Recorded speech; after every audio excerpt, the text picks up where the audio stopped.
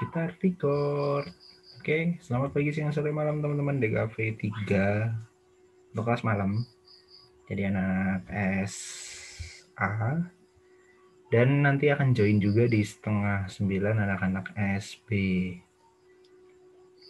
Penjelasannya sih sama, jadi kalau memang ada yang ketinggalan di jam, misalkan masih pulang atau masih di jalan atau masih ketemu sama siapa gitu kan, kalian boleh join di nanti setengah 8. Isinya sih sama, paling nanti tanya jawabnya aja yang beda.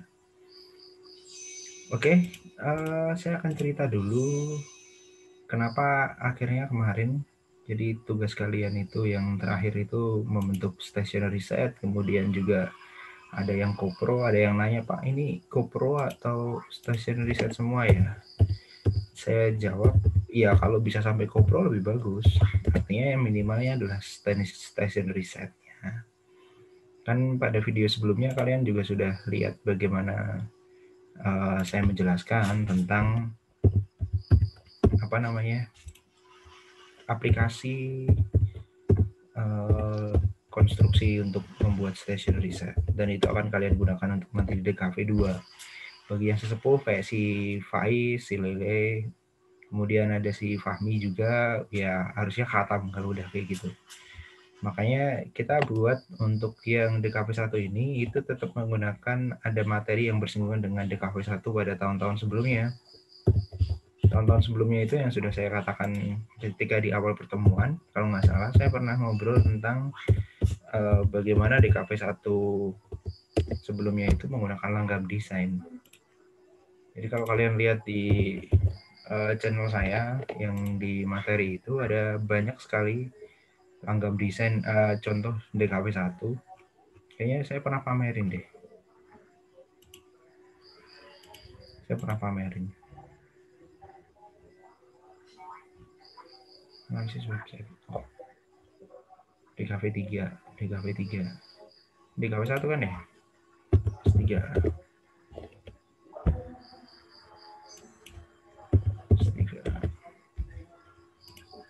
Itu kalian bisa lihat di bagian video. Ada yang masih di kereta cuy. Saha eta di kereta nah. Tommy. Sip. Jadi di mana namanya? MG24 ini merupakan DKV 1.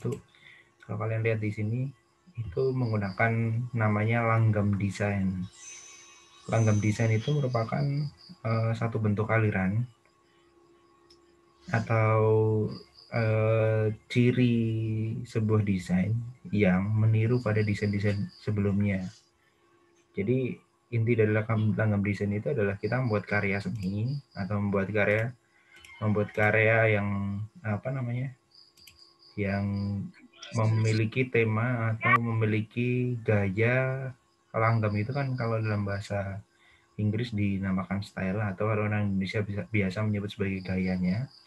Kalian bisa lihat, ini ada gaya pop art, kemudian ada gaya yang vernacular, itu pop, ini wilayah pop.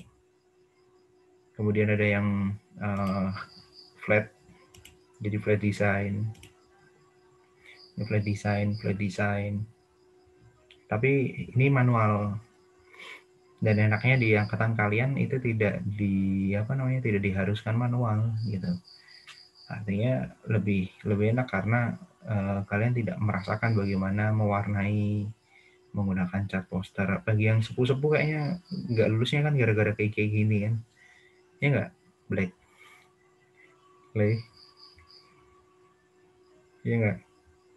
Biasanya karena memang udah nggak kejar waktu, memang benar-benar manual sih. Ukuran 20x20 full color menggunakan menggunakan cat poster, kemudian juga harus rapi, revisi kadang ditolak, ya kan? Ya kayak gitu lah. Tapi untuk tahun ini beruntungnya adalah kalian dibekali untuk mempersiapkan dunia baru desain komunikasi visual Unindra. Jadi Unindra mulai merambah ke wilayah desain yang digital, tapi tidak melupakan konsep. Gitu. Ini pop art juga. Kemudian ada verna, ini vernakular. Ini flat. Jadi cuman ada berapa? Ini vernakular. Jadi menggunakan apa? Tipe-tipe iklan zaman dulu lah. Kita bisa lihat tekniknya. Jadi dia menggunakan ada tulisan besar, TJ-nya masih ejaan-ejaan lama gitu. Gambar anjingnya juga masih anjing satu tubuh gitu. Itu tipe-tipe vernakular. Ada banyak lah, nanti kita obrolin di mana namanya? Ada di pertemuan hari ini. Oke, kita mulai. Langgam desain ini seperti yang sudah saya bilang tadi, itu merupakan penggayaan visual yang sesuai dengan konsep yang ingin kita garap atau kita kerjakan, dan setiap konsep itu memiliki memiliki konsekuensinya masing-masing. Nah, langgam desain itu ada banyak sekali. Kalau yang di tahun kemarin di DKP1 itu ada pointillism, ada dada ini aliran pemberontak. Kemudian ada high tech ini berbentuk robot-robot dan lain sebagainya. Ada posmo ini adalah urusan setelah modernisme. Kemudian vernakuler yang seperti tadi saya ceritakan pada bentuk yang sebelumnya, dia merupakan vernakuler ini menggunakan gaya-gaya lama, gaya-gaya iklan-iklan lama. Ada yang material. Nah, langgam desain yang akan kita garap itu ada 6. Yang pertama ada etnik. Etnik ini akan sangat berkaitan dengan gambar etnik bagi yang pernah ngambil gambar etnik. Kemudian Art Nouveau. Art Nouveau ini merupakan langgam yang ada pada abad setelah Renaissance. Kemudian Art Deco. Art Deco ini juga sama setelah Renaissance. Geometrical ini hampir sama dengan high tech, kemudian hampir sama dengan flat juga. Tapi bedanya geometrical ini akan menggunakan ciri khas geometris. Kemudian ada pop art dan ada flat. Flat itu flat design kalau biasa kita baca. 6 langgam ini akan digunakan untuk nanti kalian membuat poster, membuat aplikasi desain. Jadi langgam desain ini diaplikasikan ke desain-desain yang sudah kita pelajari, dari poster, kemudian dari surat, kop surat dan lain sebagainya. Kita masuk ke etnik. Bagi yang langsung mau nanya-nanya, well ya, jangan ragu-ragu. Etnik desain ini menitik beratkan pada tradisionalitas, keragaman etnis tertentu, mengadopsi atau memodifikasi bentuk-bentuk karya, seni, arsitektur yang berkaitan dengan etnik yang ada di sebuah wilayah. Jadi misalkan kita menggunakan, kalau biasa kita ngobrolin itu wilayah etnik itu ada wilayah-wilayah tradisional like batik, kemudian ada cap, kemudian ada bentuk-bentuk kayak kebudayaan di Baduy, di Sunda, ada banyak lah. Biasanya dia memiliki ciri raut bentuk, komposisi, warna yang bisa dilihat dari karya-karya sesuai dengan etnisnya. Kalau batik ya ada batik Solo, ada batik Megamendung, atau Cirebonan, atau batik Pekalongan, gitu kan. Dan biasanya etnik ini sangat gampang ditemukan karena kita selalu bersinggungan dengan dia secara langsung maupun tidak langsung. Karena berkaitan dengan budaya kita kan, di Indonesia ada banyak sekali etnik yang ada. Nah, poster desain etnik. Kalau kalian mengaplikasikan ke poster, bisa dilihat bagaimana ciri khas etnik itu diaplikasikan. Nah, pengaplikasian ini akan sangat bergantung pada pertama adalah konsep. Jadi bagaimana konsep pembuatannya. Yang kedua adalah bagaimana kalian mengambil ciri khas yang ada pada etnik tersebut. Jadi misalkan batik Megamendung, kita lihat ya Megamendung ya. Megamendung ini merupakan salah satu batik yang terkenal juga. Jadi bentuk etnik Megamendung ini kan ciri khasnya itu sangat khas yang berbentuk mega atau awan. Gitu. Biasanya inspirasinya dari itu karena ini merupakan batik-batik pesisir, batik Megamendung. Batik pesisir itu biasanya warnanya cerah, kemudian mencolok, gitu kan, mencolok, gitu kan. Kemudian konstruksinya biasanya adalah tidak beraturan. Tidak beraturan dalam artian jarak yang ada ini tidak berpola. Beda dengan batik batik Solo.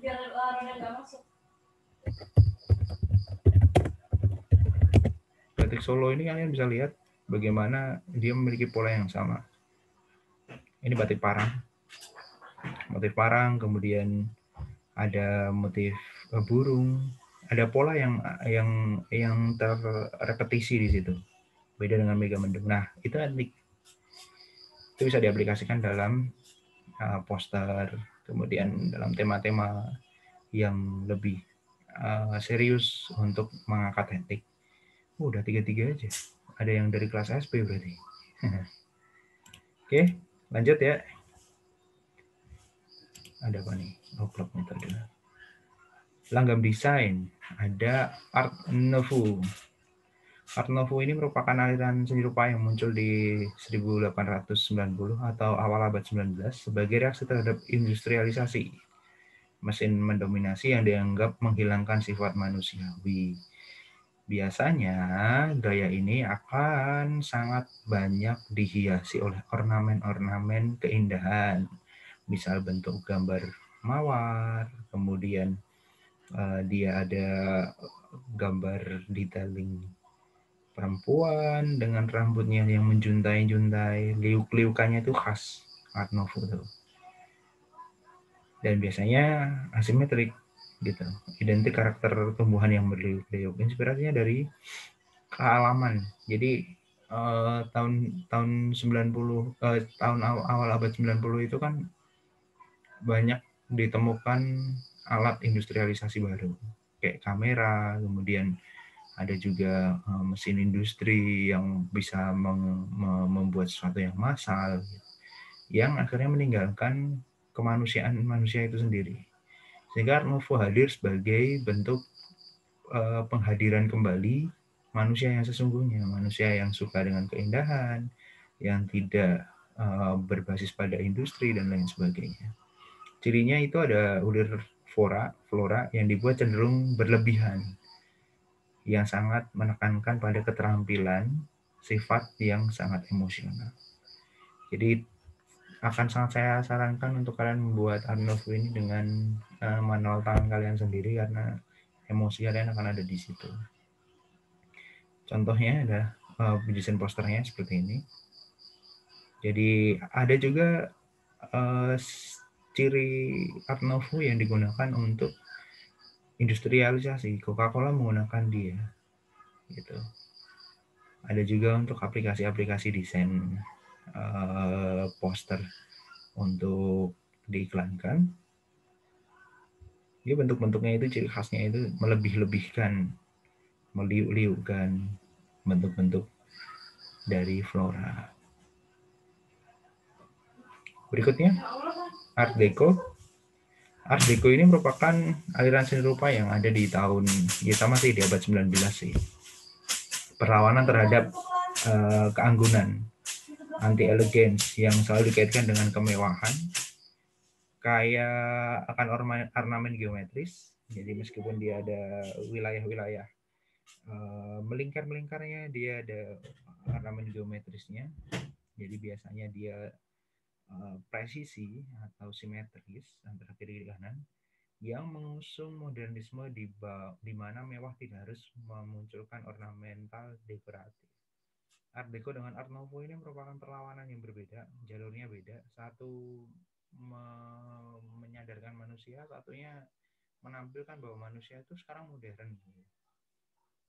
Nah, itulah kemudian dua gaya ini kita coba aplikasikan nanti di bentuk-bentuk karya poster kalian. Bapak, maaf suaranya kurang kedengaran. Sampai mana yang kurang kedengaran? Sampai mana yang kurang kedengaran? Nih, suaranya agak mendem gitu, Pak. Oh. Iya, sampai mana tadi kurang kedengarannya? Dari awal? Bentar, saya udah Oh, setting dulu. enggak dari yang Coca-Cola sih. Oh, dari yang Coca-Cola ya. Kalau sebelum-sebelumnya jelas. Aman, Pak. Tes 1, 2, 3, tes. Yang sebelumnya aman, Pak. Pas masuk Art Deco baru nggak kedengeran. Oke, kita masuk ke Art Deco lagi ya. Jadi Art Deco ini merupakan perlawanan dari keanggunan. Art Deco dengan Art Nouveau ini dua gaya yang saling bertabrakan sebenarnya. Jadi atau Art Nouveau itu dia meliu-liu mengikuti flora, sedangkan Art Deco ini mencoba untuk menampilkan kemodernitasan. Biasanya dia memiliki konstruksi yang simetris.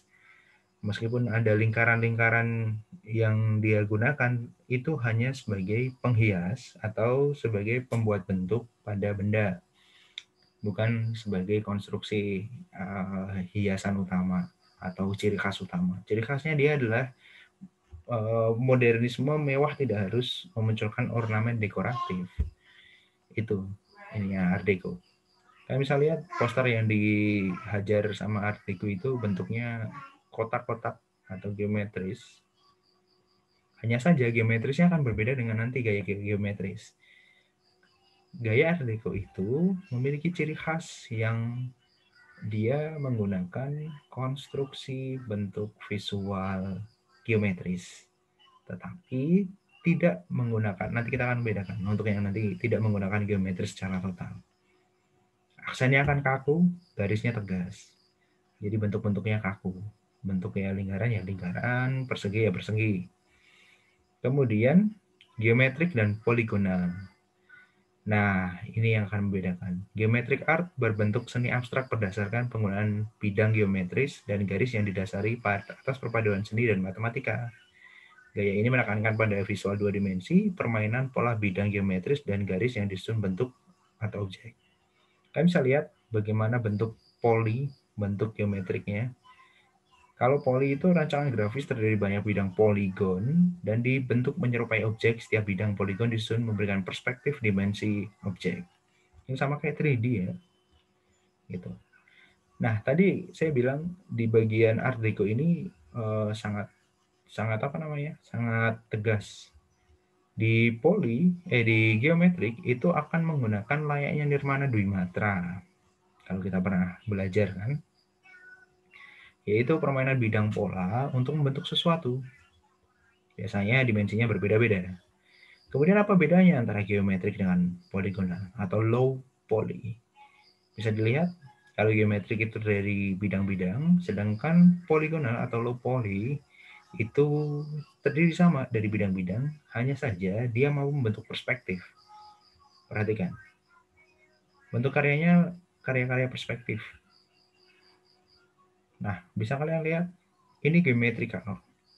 Memang membentuk sebuah figur, tapi figur itu terbentuk dari geometrikal, gitu. Sedangkan yang tadi, yang Art Deco tadi, itu, bener kan, Art Deco. Nah, dia juga terbentuk dari bidang, cuma membentuk figurnya itu membentuk figur yang hampir menyerupai. Kalau ini figurnya adalah figur abstrak, gitu.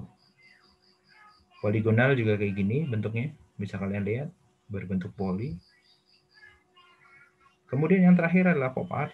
Pop art ini merupakan salah satu gaya yang muncul karena ketidakpuasan atas seni tinggi melawan abstrak ekspresionisme di tahun 1940-an. Abstrak ekspresionisme ini jadi sebuah gaya seni yang dia itu masuk galeri, harganya tinggi, dan dimiliki oleh orang-orang yang punya duit gede atau kapitalis, gitu. Pop art memandang bahwa ya seni nggak harus kayak gitu. Bahkan keseharian itu juga termasuk seni, gitu. Karena pop art ini anak cucu dari aliran dada. Aliran dada itu aliran pemberontak, seni yang memberontak dari seni galeri, kalau kita bilang. Nah, pop art menyajikan kehidupan keseharian masyarakat awam, sesuatu yang telah lama dilupakan dalam dunia seni tinggi. Jadi abstrak ekspresionis, kalau kalian lihat karya abstrak ekspresionis, yang dilawan sama pop art tuh kayak gimana sih? Yang gitu. Abstrak ekspresionis. Nah, abstrak ekspresionis itu kayak gini. Lihat. Ngerti nggak bentuknya? Ini abstrak ekspresionis. Gitu kan? Bentuk-bentuknya adalah bentuk-bentuk yang abstrak. Tapi ekspresionis keluar ciri khas orang tuh keluar di situ. Bentuknya itu nggak ngebentuk gitu. Karena sudah melewati bentuk itu sendiri. Kemudian dilawan menjadi pop art. Oh, tuh. Jadi yang kayak gini. Bentuk-bentuk pop art. Kalian bisa lihat nanti lebih banyak lagi mencari referensi sendiri. Biasanya struknya tebal, menggunakan tipe-tipe yang karena dia menggunakan waktu itu banyak yang menggunakan kolase juga menggunakan pop art. Jadi macam Richard Hamilton.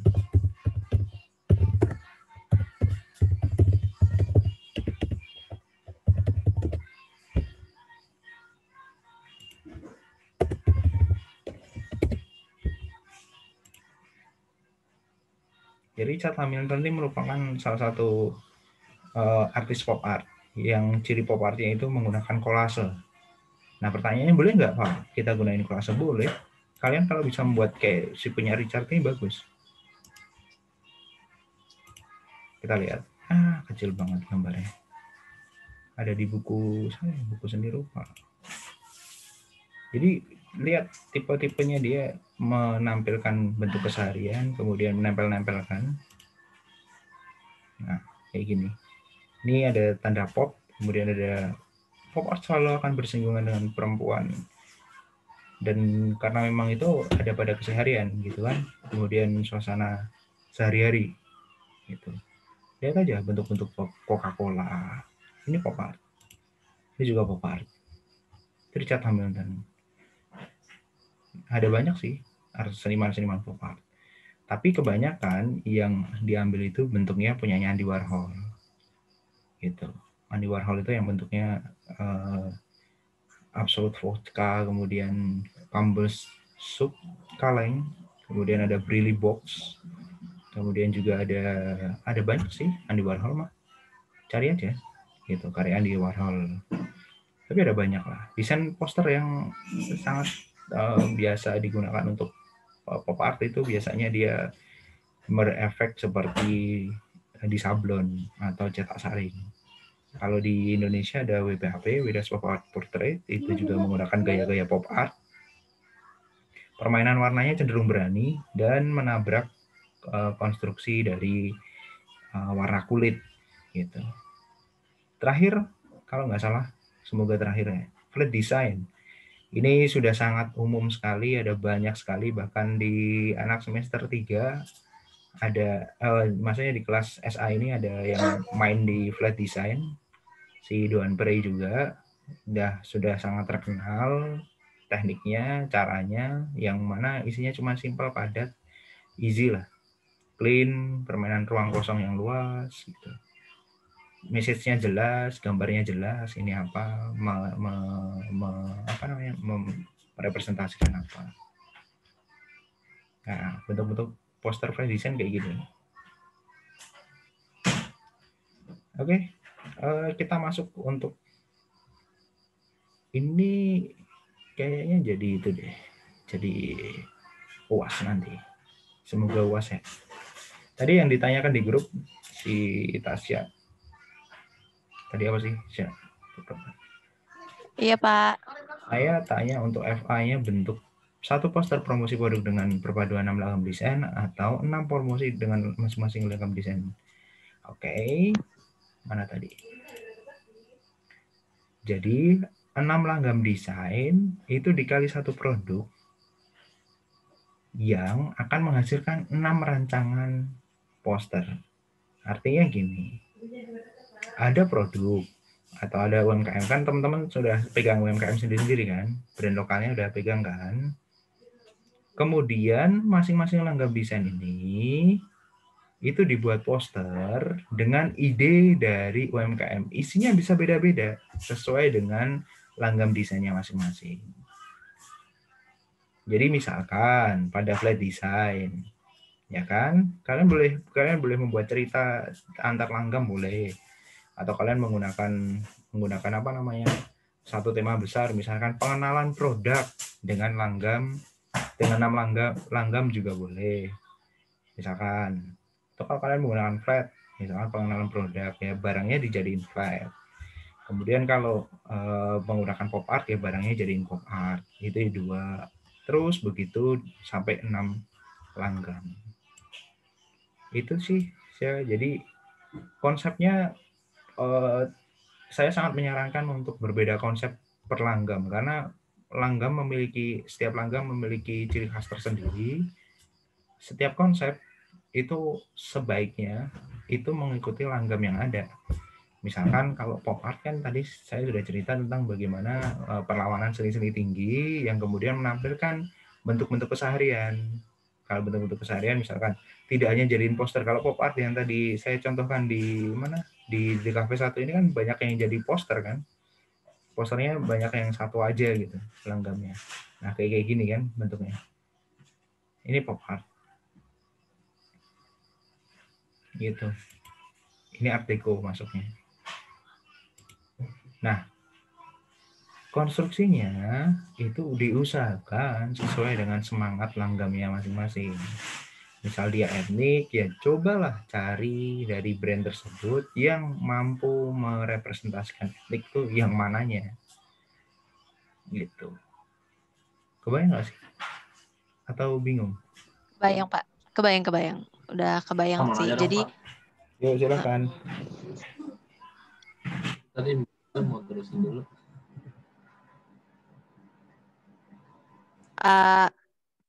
lanjut dulu nih. Ya, Oke, Pak. Saya ada lanjutan Lanjut aja. pertanyaan nih. Jadi kan tadi saat Bapak menjelaskan sempat disinggung ya, disarankan untuk beberapa langgam itu dengan manual. Jadi apakah untuk ke-6 langgam ini sebagian boleh diolah manual dan sebagian boleh digital atau bagaimana, Pak? Oke, kalau saya sih prefer sangat sangat menghargai manual ya, karena di manual itu kan kemampuan orang akan dilihat. Tapi kalau ini, jadi teman-teman di DKV 1 kalau nggak salah saya lihat kan chatnya ya, kurang bagus apa coba, gua ngeliatin dapur ini loh, dapurnya para dosen DKV 1 2021. Oh, Mas Ami lagi masuk.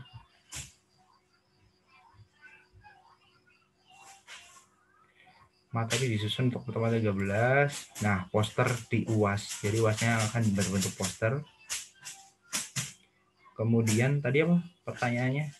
Manual atau enggak gitu kan? Ya, Manual atau jadi kan enggak? tadi Pembahasan beberapa langgam ngerti. bisa. Jadi di sini itu kita tidak ada obrolan tentang harus digital atau manual.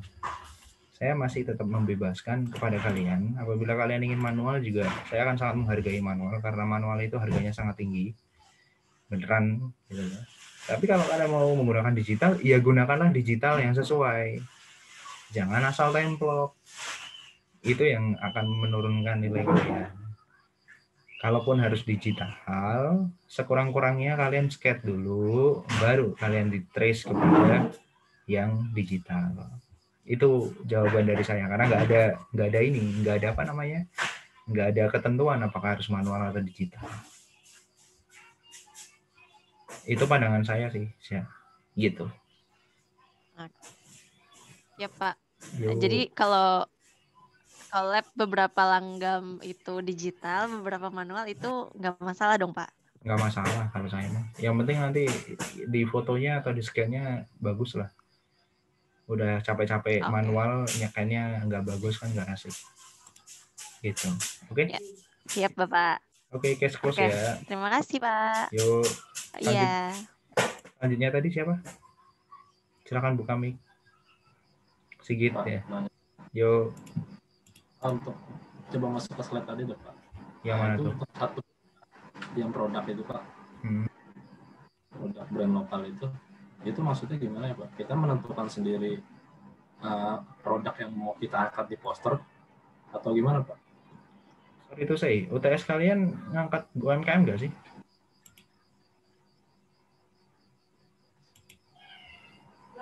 Ini aku beneran nanya. UTS kalian ngangkat di UMKM nggak sih? Enggak, Pak. Enggak ya? Saya kok ingatnya malah di UTS. KV3. UTS kemarin bikin ini, Pak, layout buku. Ah iya betul. Oh iya, benar. Saya pikir UTS-nya di KV3. Sorry to say, sorry. Kecampur masalahnya kalau saya di pikiran saya tuh. Oh, ada UMKM, ada UTS DKV3. Oke.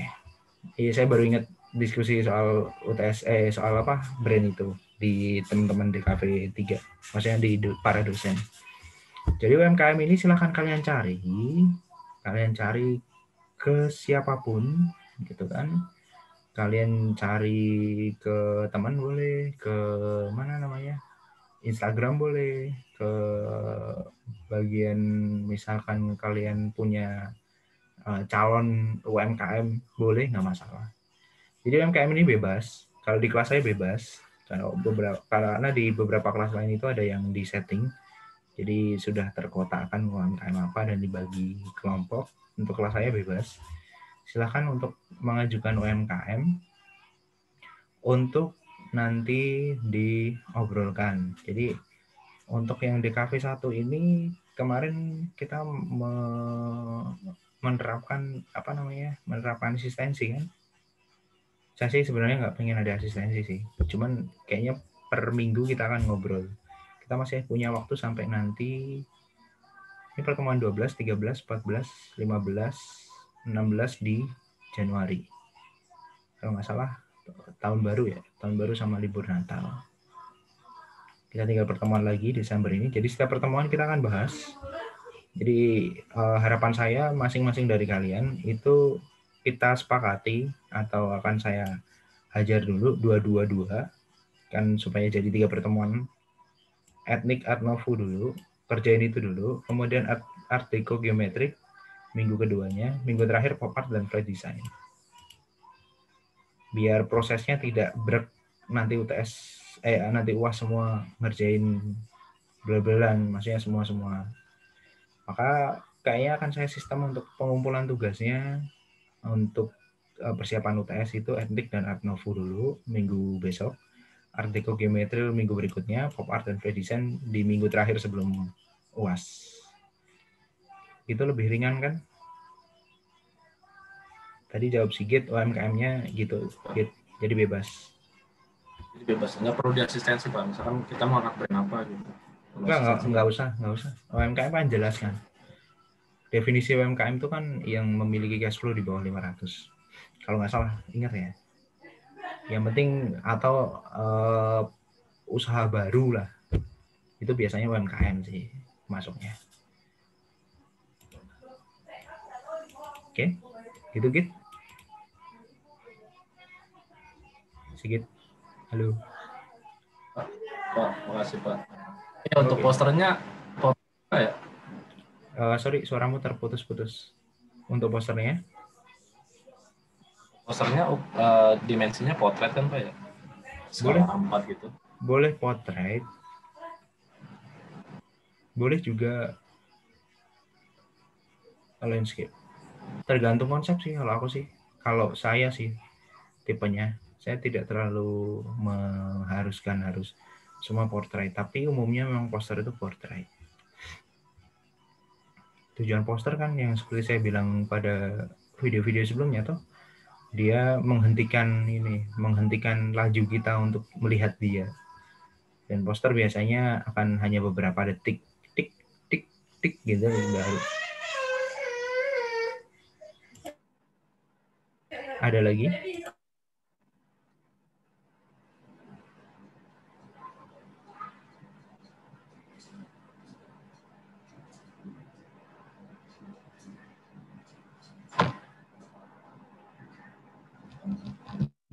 Ayo, ada lagi nggak? Berarti minggu depan itu gimana Pak? Pengumpulan, udah langsung pengumpulan Pak? Iya, bukan pengumpulan sih Git. Jadi lebih ke ngumpulin tugas untuk persiapan UAS. Apakah nanti jadi kan ketika kalian ngumpulin itu kan masuk ke saya review secara umum, kalian bisa menyesuaikan. Akan juga lebih baik kalian tidak dadakan kan apabila ada revisi itu.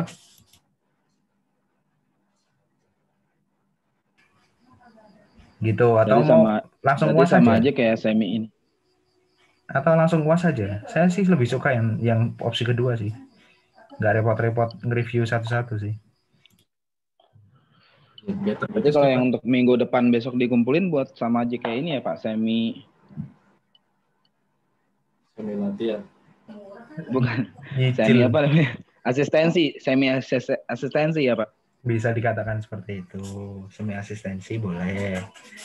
Yang terpenting kan sebenarnya menyamakan persepsi kan yang sulit kan itu. Misalkan satu orang dengan satu orang yang lain kan misalkan udah ngebuat nih tapi kok nggak sesuai ya gitu kan.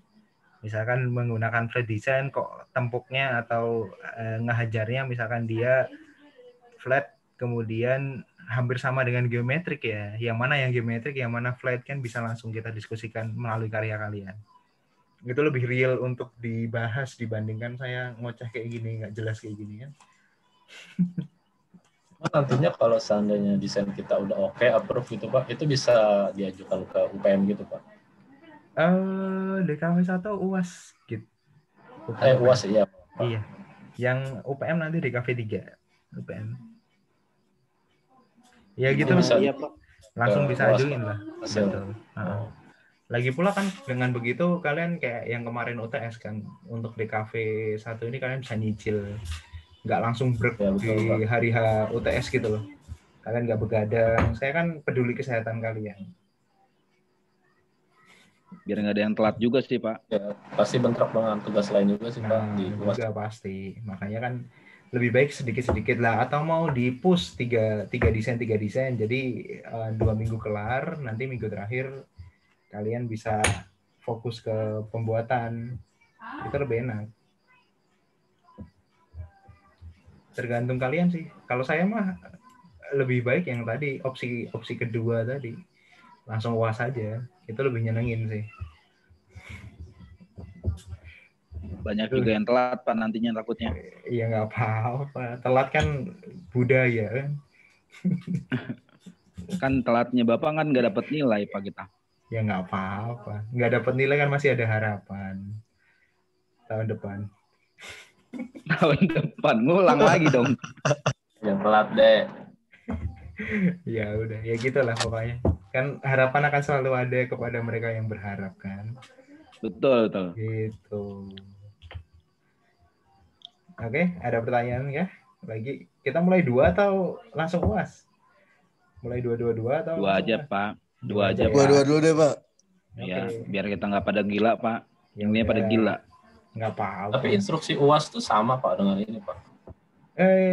Instruksi UAS tuh soalnya nggak sama gitu sih. Maksudnya redaksionalnya kan berbeda, tapi secara esensi sama. Proyeksi UAS itu kan proyeksi belajar kita kan sebenarnya. Gitu loh. Oke. Berarti ini jatuhnya bayangan ya Pak? Bayangan buat UAS ya Pak? Iya. Itunya segitu. Jadi bisa dibilang kayak gitu. Jadi kayak bayang-bayang untuk sana. Oke. Ada pertanyaan lagi ya?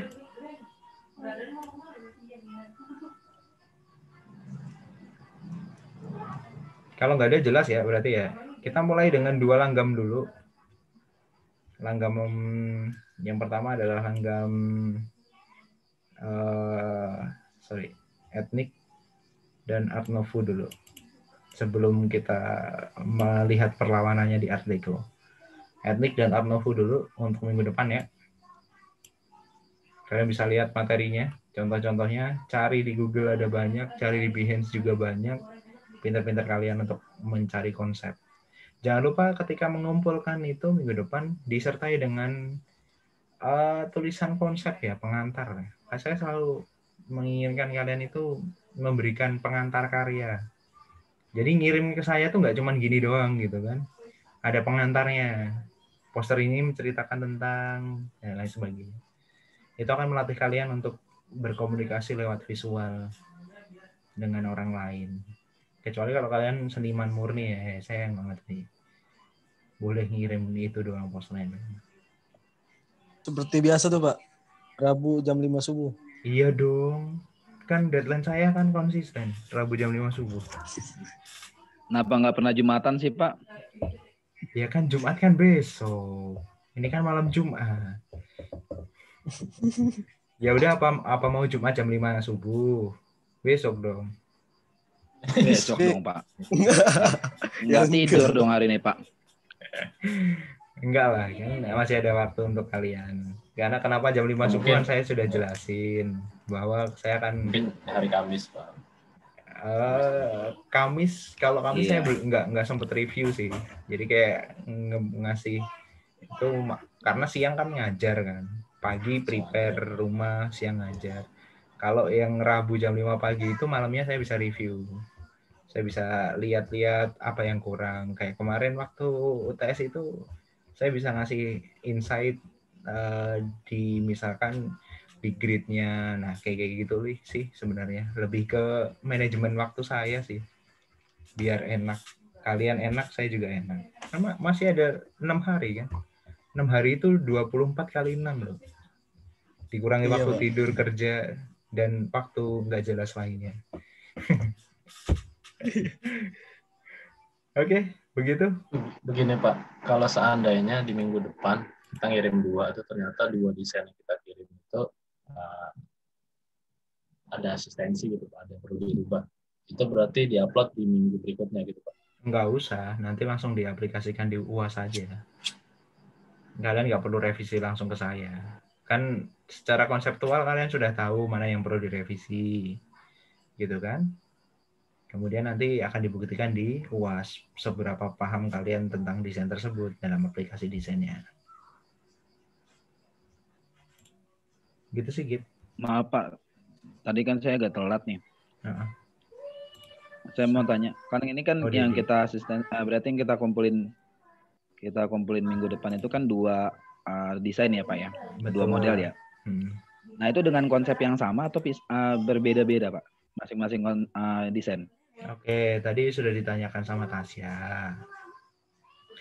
bahwa perancangan produk ini ada 6 langgam desain dengan 1 produk UMKM atau brand lokal, terserah brand lokal UMKM-nya terserah kamu, tapi langgam desainnya berbeda-beda. Kontennya, isinya, saya sangat menyarankan untuk sesuai dengan semangat zamannya. Misalkan etnik, ya semangatnya semangat etnik. Kayak gimana sih semangat etnik? Coba dicari insight etnik itu berkutat pada apa aja. Apakah pelestarian budaya, apakah acara, apakah ada banyak kemungkinan-kemungkinan. Misal produknya asli Garut, misalnya ya budaya Garut apa yang bagus? Promosinya isinya apa yang bagus untuk budaya Garut? Nah, untuk budaya UMKM yang ada di Garut tersebut. Misalkan, kemasannya dibuat langgam etnik, kemudian desain posternya dibuat dengan langgam etnik. Nah, itu bisa 1 langgam. Kemudian apabila dia masuk ke wilayah pop art, misalkan, yang tadi ada dodol Garut tadi, misalkan, dijadiin pop art, gimana? Karena pop art itu menampilkan keseharian, maka gambarnya itu orang-orang pasar, tuh. Orang-orang yang sehari-hari di pasar. Nanti tulisannya, misalkan di pop art, dodol Garut, teman kita sehari-hari. Misalkan kayak gitu. Jadi temanya itu akan sangat bergantung pada semangat zamannya. Tapi isi kontennya tidak harus produk. Misalkan kalian pengen mengenalkan tentang modern. Gitu. Oh, bahwa dodol Garut, makan dodol Garut itu jadi modern loh. Nah, itu bisa. Jadi kontennya bisa beda-beda. Dipahami deh? Paham Pak. Baik, Oke. terima kasih ya Pak. Sip. Ada lagi pertanyaan? Oke, all clear? Iya. Oh, Sigit. Ya, Sigit. Saya nanya dulu, maaf ya Pak. Nggak apa-apa, selalu. Misalkan gini Pak, UMKM atau brand lokalnya itu enggak, maksudnya fake gitu Pak. Jadi di dunia nyata ada, misalkan saya ngangkat lontong gitu kan. Cuman saya itu bukan UMKM orang gitu Pak. Jadi saya mau bikin aja gitu. Bisa nggak Pak kayak gitu? Sebenarnya saya lebih prefer untuk UMKM yang real ya. Karena dengan Yang real yang itu sudah berjalan. real itu akan menghadapi tantangan untuk menyesuaikan, kemudian juga membuat kita untuk lebih berpikir gimana bagusnya. Gitu sih Git kalau saya sih. Oke.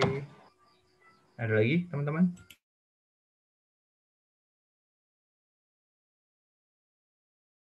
Oke, kalau nggak ada, kita prepare 10 menit lagi untuk kelas berikutnya ke kalian. Saya tidak ingin memakan jam kelas lain, supaya lebih enak. Kalian juga bisa prepare lebih bagus untuk minggu depan. Saya tunggu karyanya di minggu depan ya. Thank you semua. Oh, ada Mauzi. Kenapa sih? Oh, enggak. Oke, Enggak, Pak. thank you semua.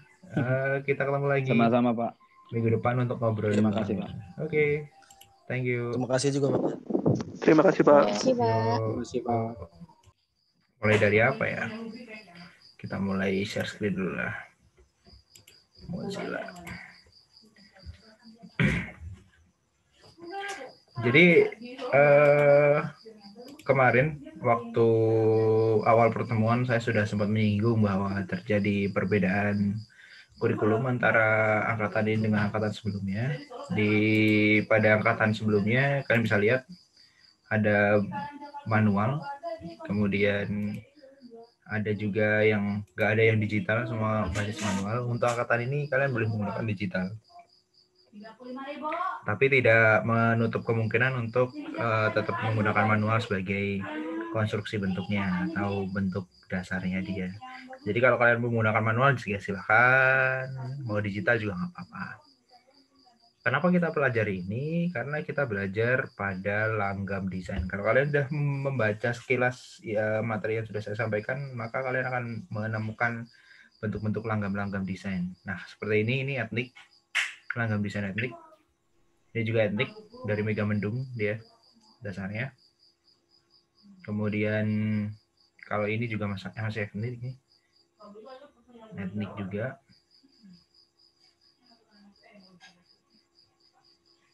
Nah, kalau ini akan Art Nouveau. Nanti akan saya jelaskan.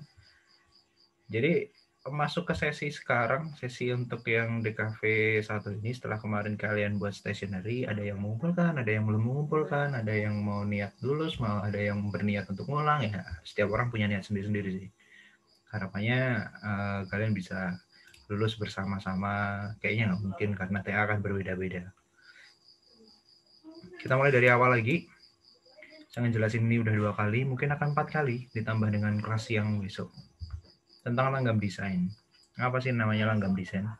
Langgam desain merupakan style, kalau dalam bahasa Inggris, kalau dalam bahasa Indonesia ada yang menyebutnya sebagai gaya atau tema gambar yang akan digarap, namanya langgam. Langgam itu kayak aliran desain. Aliran apa sih? Aliran barat, timur, utara, tenggara, kan itu. Nah, langgam desain ini, nanti kalau suara saya nggak jelas tolong dihentikan ya, atau diinterupsi. Kadang saya agak menjauh mic-nya. Langgam desain itu ada banyak sekali aliran-aliran desain yang ada di dunia saat ini. Apalagi semenjak Giorgio Vasari itu menetapkan atau menuliskan sejarah seni rupa, itu ada banyak sekali langgam yang muncul. Dari pointillism, ada realism, surrealism, ngomong aja sulit. Abstrak ekspresionisme. Mau ngomong ekspresionisme tadi. Abstrak ekspresionisme, dada, itu langgam. Bahkan flat, pop art, geometrik itu juga langgam. Jadi ada aliran yang biasanya ada pengikutnya. Nah, untuk DKV 1 ini, di tugas terakhirnya untuk UAS, kita hanya akan membahas 6 langgam desain. Etnik, Art Nouveau, Art Deco, geometrik, pop art, dan flat. 6 langgam ini kita, teman-teman dosen DKV 1 itu menyepakati 6 ini, sehingga 6 ini yang akan digunakan untuk nanti UAS. Langgam desain etnik, Kalian bisa lihat etnik itu diambil dari tradisi, bisa dari batik, dari apapun sih sebenarnya, dari tradisi. Kalau suku Dayak ya, bentuk-bentuk suku Dayak, bentuk-bentuk budaya Dayak, atau NTT juga sama, bentuk-bentuk budaya Nusa Tenggara gitu, sesuai dengan wilayahnya.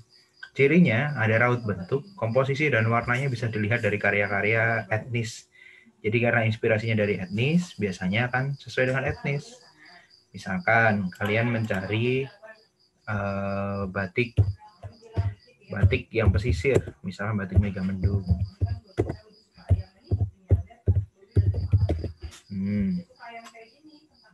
Batik Megamendung itu merupakan batik pesisir. Jadi biasanya ini diproduksi daerah Cirebon, kemudian Pekalongan, itu biasanya produksi Megamendung. Cirinya apa? Ada warna-warna yang mencolok. Biru ketemu sama merah, ada warna putih. Kita bandingkan dengan batik Solo, misalnya, atau Jogja. Polanya biasanya lebih terstruktur, kemudian penggunaan warnanya juga tidak mencolok. Meskipun dia sudah diaplikasikan ke baju, dia tidak terlalu mencolok, tidak seperti Megamendung, dan lebih kalem kalau orang bilang. Kayak parang gitu kan, parang barong, ada parang rusak gitu kan, ada banyak tipe-tipenya. Nah itu ciri khasnya beda. Ini sesuai dengan batik. Beda kalau kita ngomongin tentang budaya Dayak, budaya Dayak. Budaya Dayak kan beda lagi. Ciri khas dia apa sih? Nah bisa dilihat kalian tipe-tipenya. Nah kayak gini nih. Jadi ada ciri khas ini. Budaya Dayak bisa artefak Dayak. Dari artefaknya kan gitu. Nah, bentuknya kayak gini. Oke. Jadi bisa diaplikasikan. Hasilnya kayak gimana sih bentuknya? Bentuknya kan kayak gini nih. Salah. Bentuknya kan kayak gini. Kalian juga bisa lihat di situ bagaimana aplikasi-aplikasi dari etnik tersebut masuk dalam sebuah poster. Next, kalau ada pertanyaan langsung saut aja ya, nggak usah nunggu sampai saya selesai ngomong. Pak nggak jelas gitu misalkan. Kita ke langgam berikutnya. Setelah tadi etnik ada Art Nouveau. Art Nouveau ini merupakan aliran seni rupa yang muncul di abad 19 awal sebagai reaksi terhadap industrialisasi atau mesin mendominasi yang dianggap menghilangkan sifat manusiawi dalam seni. Jadi seni Art Nouveau ini biasanya akan menggunakan ide alam, jadi ide dari flora biasanya, dan cenderung akan dilebih-lebihkan atau dihiperbol bentuknya. Bisa kalian lihat tipe-tipe Art Nouveau, atau kalian bisa cari sendiri di Google bentuk-bentuk Art Nouveau yang sifatnya akan sangat emosional. Saya sangat menyarankan Art Nouveau ini dibuat dengan menggunakan tangan, karena identitas Art Nouveau ini akan cenderung akan cenderung terlihat ketika kalian memanualkan ini. Poster yang sesuai dengan tema Art Nouveau bisa dilihat. Tampilan poster disertai dekorasi berbasis sulur, tanaman, atau garis yang berirama seperti ayunan cambuk dan elemen kaca patri melingkar. Lihat bentuk-bentuknya, ada hiperbol, penggunaan penghiasnya. Itu Art Nouveau. Jadi dia inspirasinya dari alam, melihat bahwa manusia itu ya memang seharusnya kembali back to the nature gitu kan, kembali ke alam. Nah, pelawannya atau yang bertentangan secara tidak langsung itu adalah Art Deco. Art Deco ini merupakan perlawanan terhadap keanggunan. Kalau tadi Art Nouveau itu elegan, ya kan, cantik. Ini anti terhadap keanggunan yang dikaitkan dengan kemewahan. Gaya ini kaya akan ornamen geometris yang distilisasi. Jadi biasanya dia memiliki ciri khas stilisasi dari sebuah bentuk, misalkan New York, kemudian bentuk Art Deco seperti ini, itu lebih sederhana. Yang prinsipnya itu mengusung modernisme, di mana mewah tidak harus memunculkan ornamental dekoratif. Bisa kalian lihat bentuk-bentuknya. Ini bentuk-bentuk modern gitu.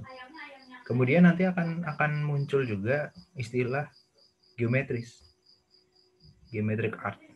Nah, bedanya apa dengan Art Deco?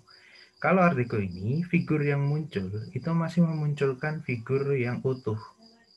Misalkan piano, walaupun dia secara geometris konsepnya, tapi figurnya masih tetap kelihatan.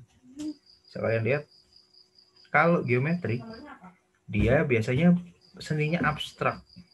Penggunaan bidang geometris, garis yang didasari pada perpaduan seni dan matematika. Kalau kita belajar ada di mata kuliah Nirmana Dwimatra dan Nirmana Trimatra. Itu kalian disuruh kayak gini kan, permainan pola, permainan bidang gitu. Tidak diharuskan menghasilkan efek berdimensi. Tapi untuk poligonal, ini akan membedakan lagi dengan yang geometrik. Efek yang dimunculkan itu memunculkan efek 3D. Jadi ada yang bayangan, ada yang cahaya datang. Bisa kalian lihat ada cahaya datang, ada bayangan. Mulai ada bayangan, kemudian bayangan yang belakang tidak terkena cahaya. Itu poligonal. Apa bedanya? Gitu kan?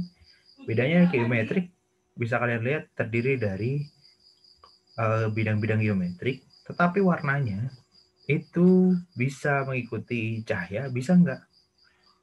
Gitu. Sedangkan low poly atau poligonal itu dia akan terlihat realistis, lebih realistis. Itu beda keduanya. Kita lihat contohnya, ini contoh geometris. Jadi pada poster bidang geometris itu dilihat bagaimana bentuk-bentuk geometris membentuk sesuatu abstrak, tapi tidak yang kayak Art Deco tadi. Kalau Art Deco kan bentuknya langsung figur gitu kan, muncul lah figurnya. Gitu. Itu yang membedakan antara keduanya. Kemudian poligonal bentuknya akan kayak gini. Biasanya akan direpresentasikan pada foto atau gambar yang luas. Perspektifnya, dimensinya kelihatan seperti realis, cuman di low poly kan.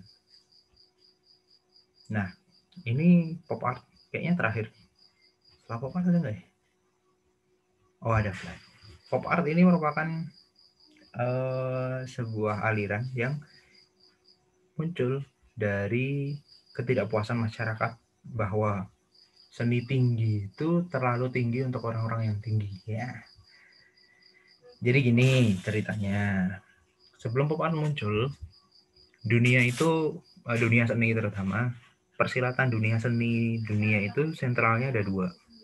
Yang pertama ada di London, Inggris, yang kedua ada di New York, Amerika. Di tahun 1940 setelah Perang Dunia Pertama, seni itu dikuasai oleh galeri yang memutuskan harga, kemudian yang memutuskan bagus atau tidaknya, kurasinya ada pada galeri, dan kemudian semua barang-barang yang berseni itu ya masuk galeri. Pop art mencoba untuk menentang itu.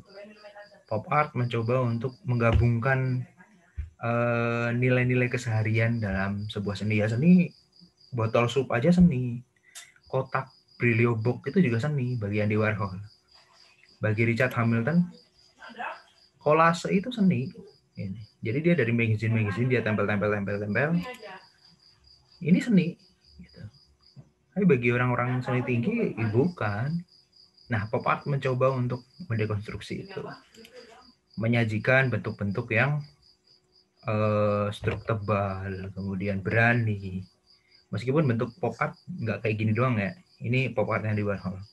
Sama Ray Lichtenstein kalau nggak salah. Saya lupa tepatnya. Kalau nggak salah.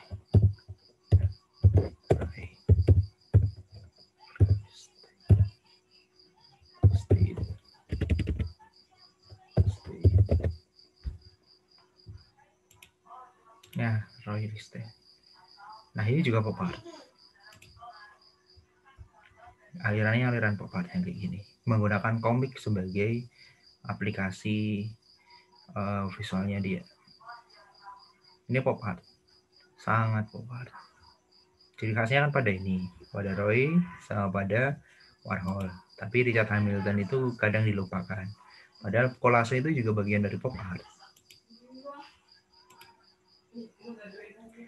Nah, akhirnya pop art menyajikan kehidupan keseharian di wilayah seni.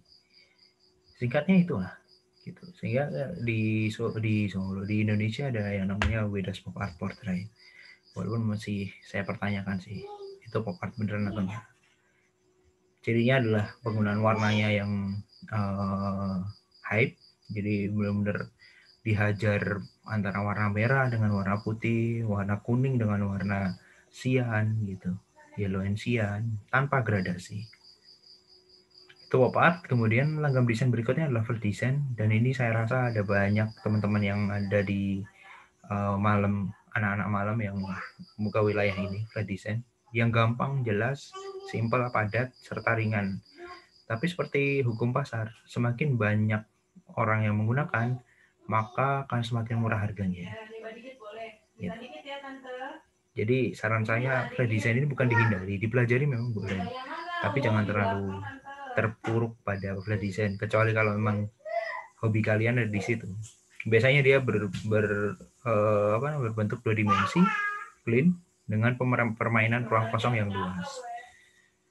Gitu. Objek yang direduksi biasanya mengalami stilisasi sampai pada bentuk tampilan paling sederhana. Jadi bentuk-bentuknya yang tadinya rumit, ada bayangan segala macam, dibuat sesederhana mungkin. Bahkan bayangannya pun dibuat yang lebih sederhana lagi. Gitu. Oke, tadi udah contoh ada, penjelasan sudah. Sekarang kita ngobrolin tentang UAS. Nah, perancangan poster promosi produk.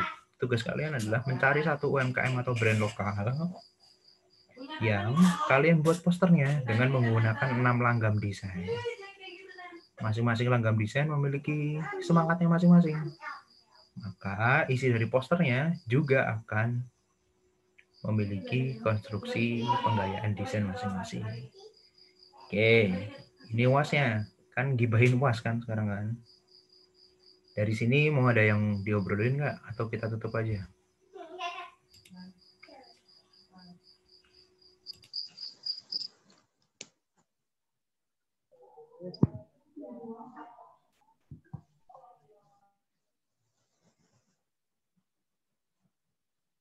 Pak, maaf Pak. Saya udah, nggak ada yang masih. Halo Pak. Pak.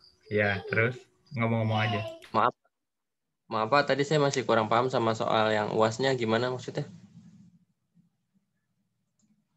Step pertama, cari UMKM brand lokal. Oke, get it? Dapat? Ya. Setelah cari satu UMKM brand lokal, kemudian buatlah 6 poster sesuai dengan langgam desain yang sudah dijelaskan di atas. 6 tersebut ada etnik, art nouveau, art deco, geometrik atau poligonal, pop art, dan flat design. Oke, kebayang?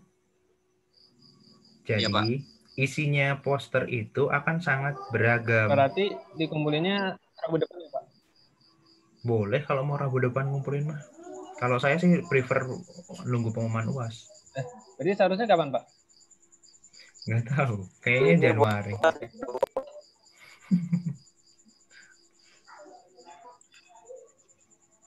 Jadi gini, saya sih menerapkan pada kelas sebelumnya itu, ini tawaran ya, saya nggak pengen memaksa kalian untuk sesuai. Jadi saya memberikan solusi untuk bagaimana kalau ini dikerjakan setiap minggu itu setor 2 langgam. Jadi minggu besok itu etnik art nouveau dulu, satu. Art deco geometri minggu berikutnya, pop art flat design minggu berikutnya. Jadi 3 minggu kan cukup kan? Ini pertemuan 12, 13, 14, 15, 16 buat pengumpulan. Kita kan pertemuan 12 kan. Gimana? Ya, Pak, paham, Pak. Ya, gitulah. Nah, langgamnya gimana? Langgamnya isinya kan sesuai dengan konstruksi kayak tadi etnik misalkan. Kayak tadi saya nyontohin sih kayak dodol Garut ya. Contoh lain lah. Jangan dodol Garut. Tadi kayak dodol Garut udah. Soto mie Bogor gitu. Versi mini pack. Wah, bagus kan? Soto mie Bogor versi mini pack dijual terpisah. Mie-nya sendiri, tempatnya sendiri, tomatnya sendiri, kuahnya sendiri gitu kan. Nah, gimana nih? Misalkan ada soto mie Bogor. Secara etnik gimana? Dilihat dulu karakteristiknya. Bisa kalian lihat etnik itu dari sisi dia dari Bogor. Oh, Bogor berarti Kujang. Kita cari aja bentuk-bentuk Bogor misalkan. Artefak. Saya selalu menggunakan kata artefak ya. Karena kadang artefak itu memiliki ciri khas tertentu. Oh, enggak ada. Kita cari batik Bogor. Nah, misalkan karena dia kota hujan, misalkan menggunakan batik-batik yang kayak gini. Ini batik Bogor. Tapi yang khas dari Bogor apa sih? Kujang. Nah, tugu Kujang ini kan yang ciri khasnya dia. Pak, share screen-nya masih tetap di WA, Pak. Oh iya ya, lupa gue. Sorry. Kan anaknya nangis. Oh iya. Lupa. Ini gimana resumnya? Oh, ini resum. Udah ya? Masih perancangan poster? Udah. Oh. Jadi misalkan tadi saya cerita tentang sotomi, ya kan? Kita cari bentuk-bentuk Kujang tuh kayak gimana. Oh, Kujang bentuknya kayak gini. Dilihat ornamen detailnya. Dibuat yang seperti tadi bagian atas posternya.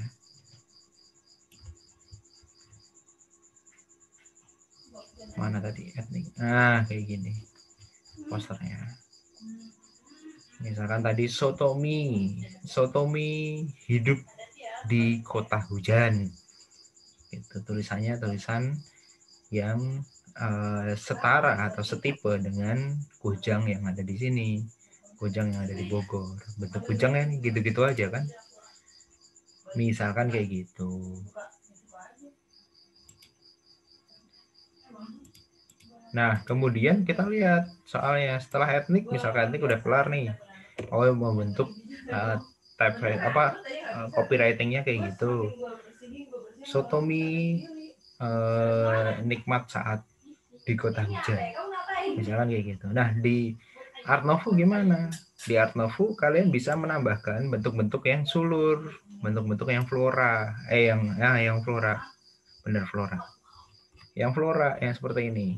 Tapi isinya itu tidak harus sama. Isinya malah justru saya selalu menyarankan untuk berbeda.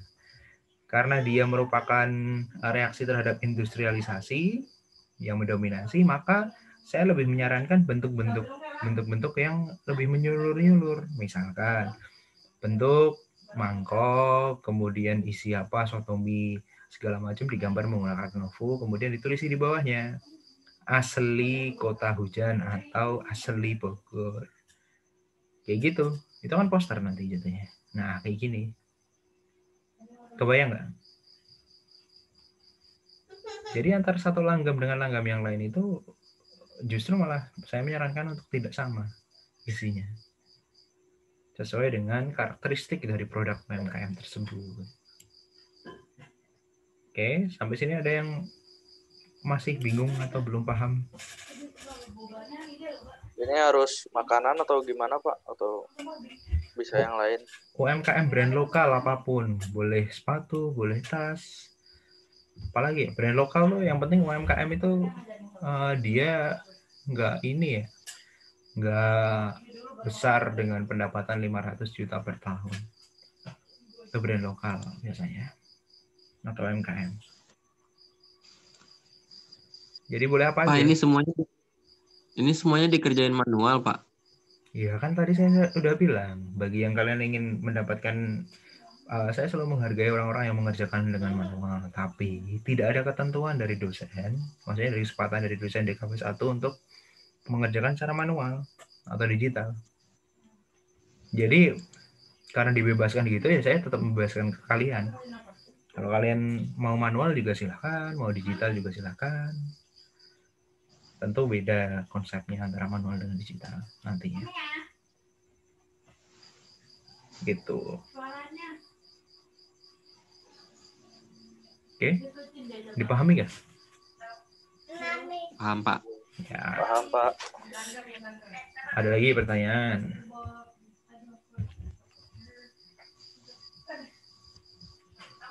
Sewu, Pak. Sewu. Nanti materinya dikirim di grup boleh nggak, Pak? Materinya kan saya bukannya udah dikasih di grup. Kadang gua Astagfirullahaladzim, ya, Pak. Kadang, ya, Pak, saya belum buka. Maaf ya, Pak, ya.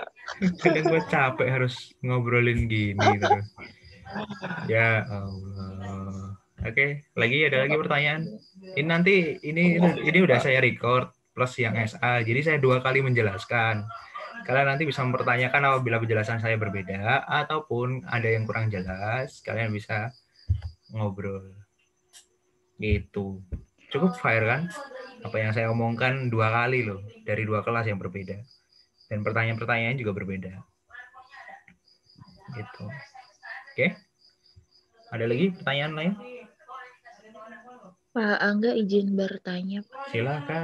Silakan. Jadi minggu depan itu kumpulinnya etnik sama New View dulu, besoknya Deko sama Geometrik gitu ya, Pak? Betul. Jangan lupa dikasih keterangan gambar ya. Keterangan konsep lah minimal. Jadi saya selalu suka di depan itu ada pengantar karya. Pengantar karya itu isinya adalah tulisan kamu tuh ngegambar apa niatnya. Kalian bisa lihat contoh-contohnya pengantar karya gini. Pengantar karya. Nah, pengantar yang benar. Kata pengantar karya seni. Pengantar makalah skripsi. Ya, gitu. Jadi kalau di seni rupa ada pameran seni rupa. Itu biasanya ada pengantarnya di bawahnya. Nah, tulisan di bawahnya itu biasanya ada keterangannya. Itulah dinamakan pengantar karya. Mengantarkan karya supaya dipahami, ya, gitu. Namanya pengantar karya. Oke? Ada lagi pertanyaan? Maaf, Pak Angga. Silakan. Pengantar karyanya per langgam apa semuanya, Pak? Jadi satu. Ya, yang pertama pasti untuk pengiriman pertama ngenalin dulu dong UMKM. Habis itu per langgam. Tema per langgam kan beda tadi ya, sudah saya contohkan. Ya kan? Mengambil apa, etnik apa misalkan. Di konsep seperti apa, kan gitu.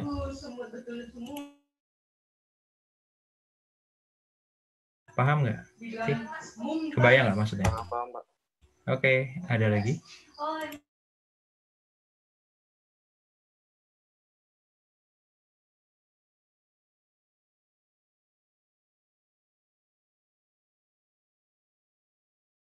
Udah, kalau udah saya mau itu makan malam. Wah. Ayo, ada lagi pertanyaan? Jelas berarti ya? Ayo. Kalau jelas, mari kita akhiri aja. Semua jelas, berarti kita ketemu minggu depan. Deadline masih sama di hari Rabu sebelum jam 5. Supaya nanti ketika pertemuan saya bisa membahas kekurangan, kelebihan, ataupun nanti ketika kalian salah merancang, kalian bisa merevisinya untuk nanti UAS agar lebih baik.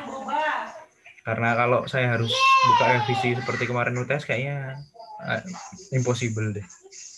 Maksudnya waktu saya nggak impossible karena kemarin saya sudah dikejar-kejar untuk proposal coy. Dan itu berat banget. Biasa aja sih sebenarnya. Oke, ada lagi pertanyaan?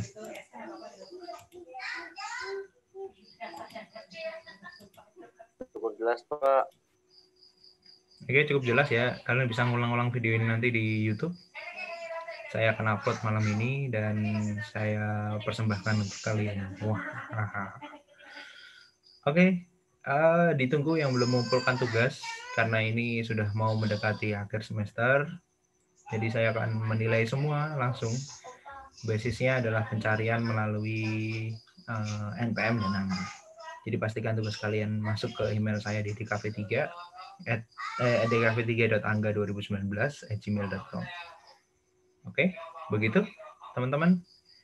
Kalau memang tidak ada pertanyaan, mari kita akhiri sesi malam hari ini dengan bahagia. Kita makan bersama. Yeay. Gitu. Oke, gitu ya. Gibahan malam ini semoga bermanfaat, teman-teman.